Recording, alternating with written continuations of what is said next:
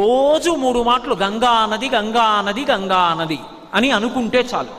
అలా పడుకోబోయే ముందు లేచే ముందు ఒకసారి గంగని స్మరించిన వాడు ఎవరుంటాడో అటువంటి వాడి యొక్క మహాపాతకములను కూడా గంగ తీసేస్తుంది.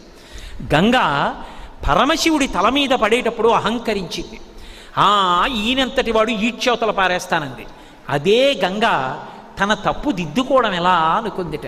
నమ కపర్దినీచ వ్యుక్త కేశాయ చ, పెద్ద జటాజూటంతో ఉన్న శంకరుడే బోడిగుండుతో శంకరాచార్యుల వారిగా వచ్చాడు.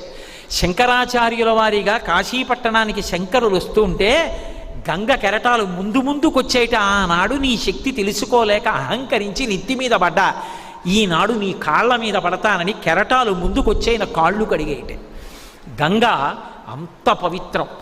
ఏ నదినైనా అమ్మా అని కలిపి పిలవడం తక్కువ. యమునమ్మ ఏదో